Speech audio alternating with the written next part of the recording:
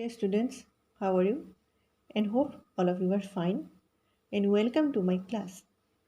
Today we are going to discuss a very important topic of English grammar, which is called determiners. মৰমৰ ছাত্ৰ ছাত্ৰীসকল, আজি আমি ইংৰাজী ব্যাকৰণৰ এটা গুৰুত্বপূৰ্ণ বিষয় ডিটাৰমিনাৰ্ছৰ বিষয়ে আলোচনা কৰিবলৈ আগবাঢ়িছোঁ। আশা কৰোঁ তোমালোক উপকৃত হ'বা। আমি প্ৰথমতে কেইটামান এক্সাম্পল চাই লওঁ আহা। This is a cow. The cow is a useful animal. An elephant is a big animal. Are there many boys in the class today? I have a few books. I want some sugar. এই sentence কেইটাত যিকেইটা underline word আছে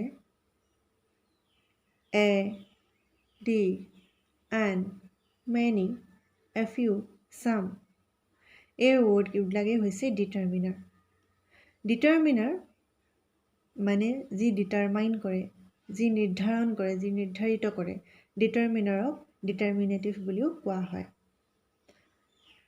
ডিটাৰমিনাৰ্ছবিলাকে সদায় কাক determine কৰে? নাউনক determine কৰে। Determiner সদায় noun বা নাউন ফ্ৰেজৰ আগতেই বহে। এইটো ডিটাৰমিনাৰ এটা বিশেষত্ব, যি ই সদায় নাউন বা নাউন ফ্ৰেজৰ আগত বহে আৰু নাউনক সি ডিটাৰমাইন কৰে। হাউ মেনি, হাউ মাছ, নাউনটোৰ বিষয়ে ই ডিটাৰমাইন কৰে।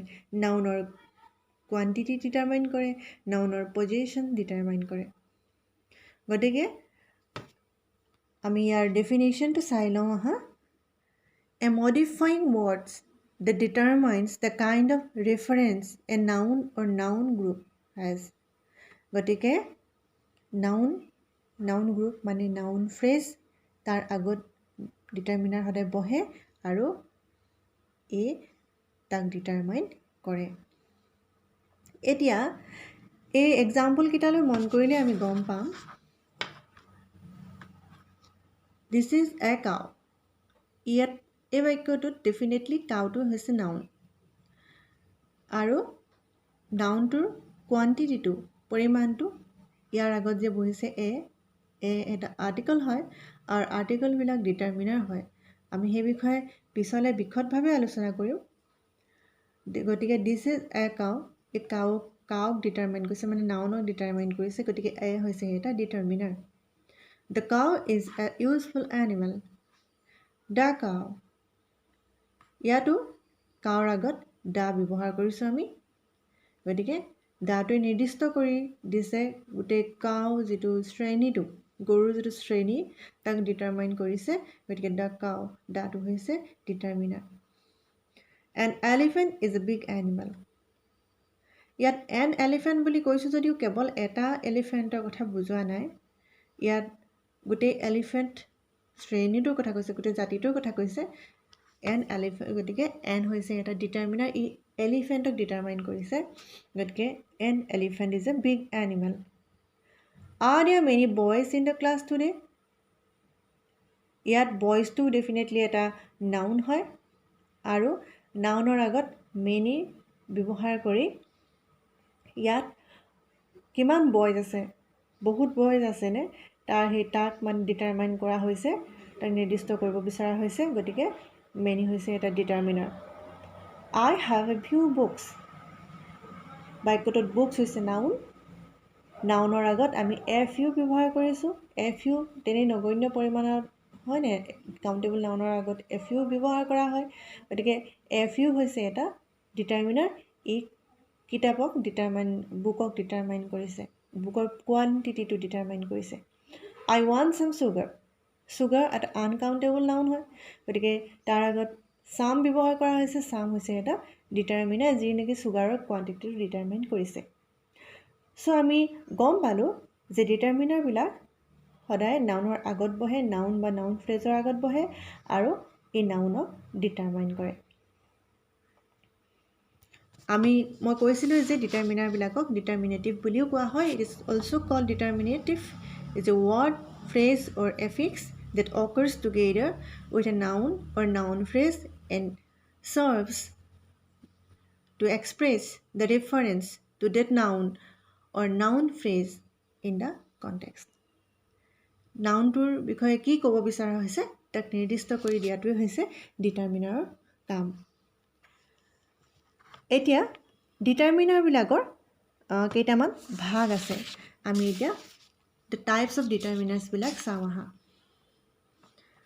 আৰ্টিকলছবিলাক প্ৰথমতে আৰ্টিকলছবিলাকেই হৈছে ডিটাৰমিনাৰৰ অন্তৰ্গত আমি আৰ্টিকল কি হয় আৰু আৰ্টিকল কেইটা সকলোৱে জানো আমি একদম তলৰ ক্লাছ 5 মানৰ পৰা আমি আৰ্টিকল পঢ়ি আহিছোঁ নহয়নে এ এন ডি এই তিনিটা হৈছে আৰ্টিকল আৰু আৰ্টিকল কেইটা ক'ত কেনেকৈ ব্যৱহাৰ হয় আমি অলপ বছৰৰ হয়তো বহুতেই জানো কিন্তু এজ এ ডিটাৰমিনাৰ আৰ্টিকলখিনি কেনেকৈ ব্যৱহাৰ কৰা হয় আমি ডেফিনেটলি নেক্সট এটা ক্লাছত বিশদভাৱে আলোচনা কৰিম কাৰণ একেদিনতে আমি গোটেইখিনি আলোচনা কৰাটো সম্ভৱ নহয় মুঠৰ ওপৰতে আমি জানি লওঁ যে আৰ্টিকলছ কেইটাও হৈছে ডিটাৰমিনাৰৰ অন্তৰ্গত দ্বিতীয়তে article like determiners this that this those এইবিলাক হৈছে আৰ্টিকল লাইক ডিটাৰমিনাৰ আমি এইবিলাকৰ ব্যৱহাৰটো জানোৱেই কেনেদৰে কৰে বাক্যত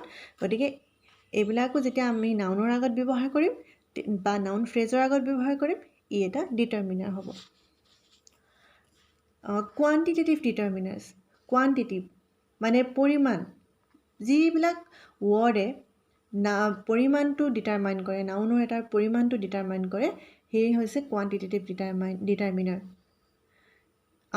কাউণ্টেবল নাউন আৰু আনকাউণ্টেবল নাউনৰ আগত বেলেগ বেলেগ ধৰণৰ ডিটাৰমিনাৰ ব্যৱহাৰ কৰা হয় ক'ত কেনেকৈ কি ব্যৱহাৰ কৰা হয় সেইবিলাক আমি পিছলৈ বিশদভাৱে আলোচনা কৰিম মুঠৰ ওপৰত আমি জানি লওঁ যে এতিয়া মাছ মেনি ফিউ লিটল